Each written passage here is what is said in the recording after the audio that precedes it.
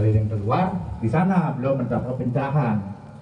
Nah, jadi sebenarnya Siddhartha ini pun sampai akhir ayatnya masih seorang Hindu. Ya. Nah, kemudian ajaran-ajaran Siddhartha inilah yang kemudian oleh para pengikutnya menjadi berubah menjadi keyakinan Buddha. Pada waktu Siddhartha sendiri di negeri Kapilavastu itu adalah negeri bercorakan Hindu.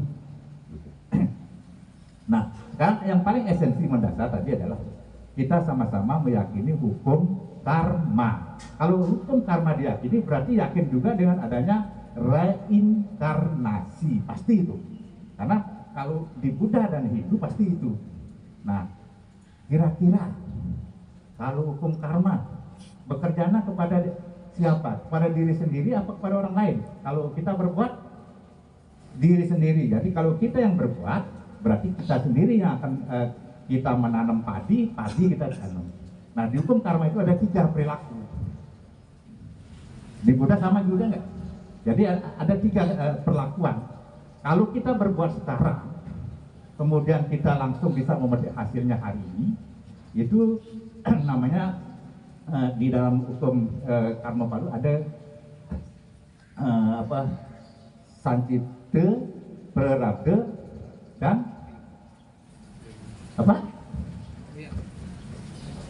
Sancita, kriya mana, prarabdha, karma pala.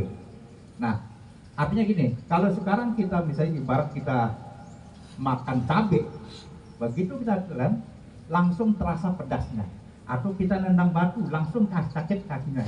Nah, itu yang dimana hukum karma bekerja. Hari ini kita melakukan, hari ini kita dapat hasilnya. Ada juga hukum karma bekerja, hari ini kita bekerja, baru sekian puluh tahun yang akan datang baru kita terima hasilnya. Jadi yang ketiganya adalah hari ini kita bekerja, karena kita kelewatan, karena udah harus meninggal, terpaksa di kehidupan yang akan datang harus kita terima. Itu yang menyebabkan adanya reinkarnasi. Jadi keyakinannya kalau memang tidak ada hukum karma, tidak ada reinkarnasi. Karena itu harus diterima hasil perbuatan kita oleh diri kita sendiri. Tidak boleh orang lain yang menanggung. Ada memang kalau orang tua berbuat, kemudian anaknya ikut kena getahnya, itu karena ada irisan karma namanya.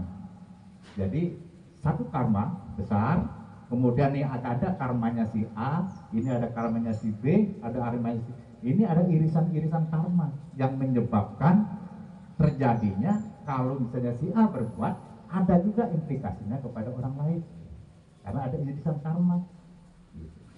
Nah, jadi kira-kira Pak Mangku singkat saja, karena kenapa? Karena ingin mengingatkan bahwa sebenarnya sangat-sangat erat kaitannya antara Hindu dan Buddha.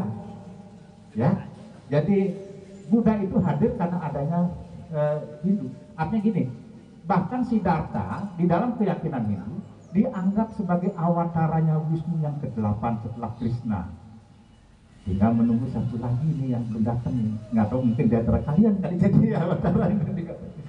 Jadi awataranya yang terakhir adalah Kalki Awatara. Mudah-mudahan nanti itu dengan turunnya beliau seluruh alam semesta bisa kembali ke Mahrifah Loji Nabi Raharjo. Itu yang kita harapkan.